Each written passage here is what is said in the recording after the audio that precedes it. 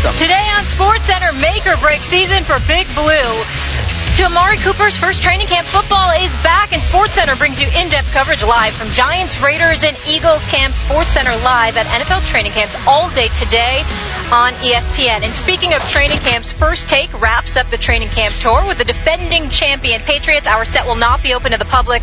We'll be in Foxborough tomorrow. That is on ESPN2. But as for today, we are with the New York Jets, and our next guest is a four-time Pro Bowler entering his 10th season in the NFL. You have at least 3 interceptions in 6 straight seasons, the longest active streak. Back with the New York Jets, Antonio Cromartie. Thank you so much for joining us. Thank you for having me on. What's going on, big boy? How does it feel to be back in the New York Jets uniform? It feels good. It feels really good. I mean, back home, being around family and being around this organization.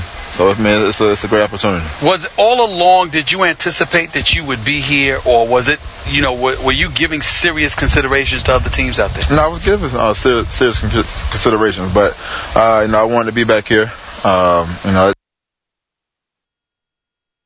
This is home for me, and, it was just a great opportunity, one especially knowing that Todd Bowles was here. Who I played with in Arizona last year. It was just a great opportunity to come in and play in that same system and not try to learn another system. I have a bone to pick with you, sir.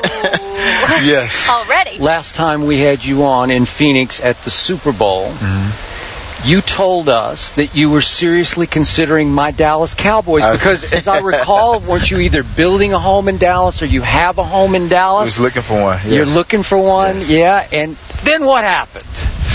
They didn't come with anything. So I made sure, for me to protect my family and do the things in New York. The Jets came in with an offer, and it was time to come in. I couldn't turn down something when you have you bring in Darrell Reeves, you brought in Brandon Marshall, you signed a guy on Buster Screen who's been a great addition to this team at the nickel package. I mean, you can't turn down an offer. Did Jerry come with anything? No. Not at all? Not at all.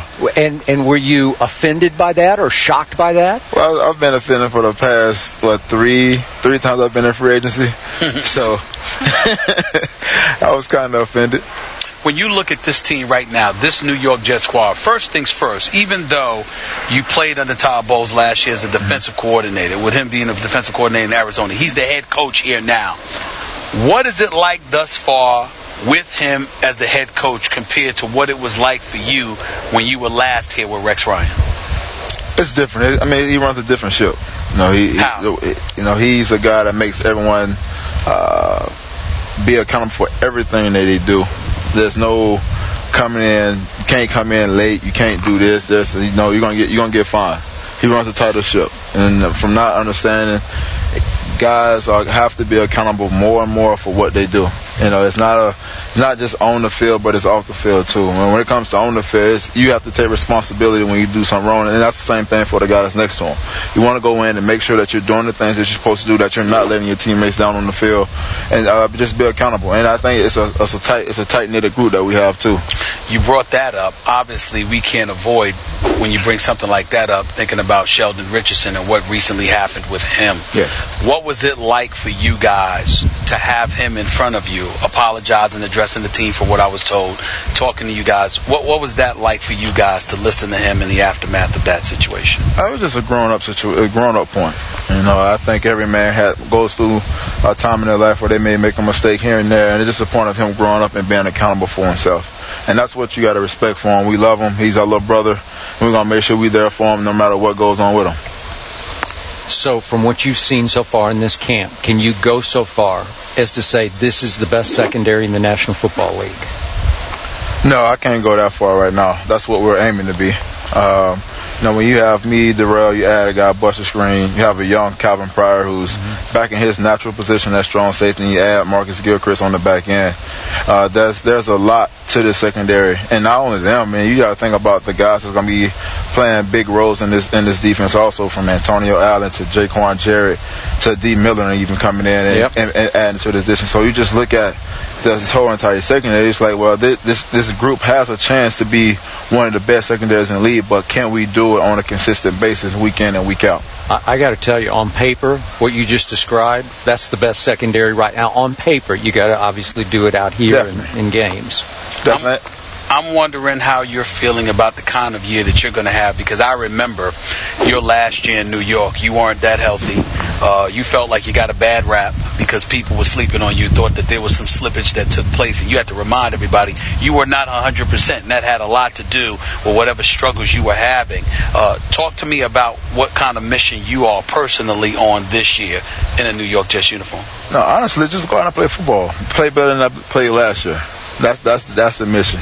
Every year you want to come in and be better than you were last year. I mean, sometimes it doesn't happen because you come into injuries. But my biggest thing is to come in and play the best of my ability and go out and be, the guy that everyone expects me to be on the side of Revis. From what you've seen so far in this camp, which quarterback should be your starting quarterback? Right now, Gino's named the starting quarterback, and he's carried himself the starting quarterback. I think Fitzpatrick has handled himself very well. And Bryce Petty being a young guy, he's just a guy he's getting used to the system. He's trying to understand what kind of defense that we're running. But he's shown some lights out ability too. He does. But Gino has been the guy. He's been consistent. As you can tell, he hasn't thrown an interception in practice.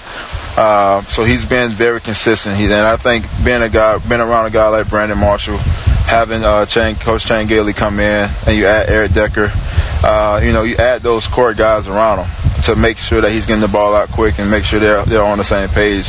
You got a lot of veteran guys. You don't have any young guys on our receiving core, so it's make things a lot easier for him to go out and go play football and have confidence in himself. I'm almost inclined to let Molly ask this question for me, because obviously she'll deliver it a hell of a lot more pleasantly than I will. You talked about Geno Smith as right now he's the starter, and he hasn't thrown an interception in practice. I mean, are we supposed to give him some cookies or something for that? I mean, I don't understand, Antonio. I don't. Are we supposed to be excited about that? Yeah, you're supposed to be very excited. Really? When you're going against a secondary like we have right now. But it's practice. It's training camp. Talking about practice. This is what people fail to understand. Practice is not just practice. Mm-hmm. Practice is practice at a game tempo. So when you come into the game, it makes things a lot easier. Practice should always be harder than the game, because you get so much preparation during the week. And this is what we're trying to build on, making sure that we're prepping during the week.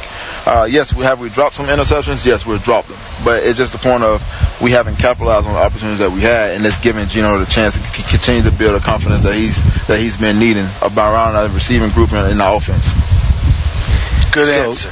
It is a good answer. Look a little north at your rivals up in Foxborough. They're going through their deflate gate. Their quarterback is fighting a 4-game suspension. What's your view of what Tom Brady is going through? Honestly, I don't think he should be suspended. I think the fine is a $25,000 fine. They got fined. They took away draft picks. But the maximum fine I think was $25,000. Mm-hmm. And in the rule books, there's no suspension in the rules. No. There's only a $25,000 fine, and with the CBA and with the ruling that's going on, so I don't see how you can try to lay the hammer down on someone when the rule states for itself there's no suspension for it. There's only a maximum fine of $25,000. So it's just the point of are we trying to go back to the Spygate and try to get more from that, or we're just leading back to it saying, well, I have full control of everything. I make the rules as it goes rather than follow the rules of what's already been written. As an NFL player in this league, wearing a uniform, although it's different from the New England Patriots, what does it say to y'all when y'all see Tom Brady, the ultimate golden boy, the 4-time Super Bowl champion, the supermodel wife, the ultimate ambassador for the NFL, some people would say? What does it say to y'all looking from the outside in, seeing the NFL go after him like this? Nobody's safe. That's what I mean. That's what it basically means. Nobody's safe. No matter who you are, Phil, Rogers going to do what he will do what he want to do. It don't matter what the rules say. He's going to make his own rules as it go. And I mean, it shouldn't be like that. But at the end of the day, we as players gave him the freedom to do whatever he wanted to do. So we signed the CBA. So we are our own fault for doing it. We should have been more detailed. We shouldn't have rushed into things. We should have pushed it until another month and a half and made the owners lose money. And there you go from there. That's what I've been saying for months. He has. Thank you for saying that. Before we let you go, we're just talking about the Patriots. Yes or no? Can you guys win the AFC East? That term is Yes still or be no? determined. I am not. Yes or no? We That wasn't we an don't have a option. true 53-man roster yet, so I can't tell you. Listen, it's good to see you back in It green is. with Revis and also with your coach, and he's going to be joining us in just a bit. Todd Bowles will join us on the other side of the break. We are live from Jets camp in Florham Park, New Jersey. Antonio Cromartie, thank you Came kindly. to New York and got more mellow. Can I get a yes or no? Don't worry, we have a true New Yorker right here. Never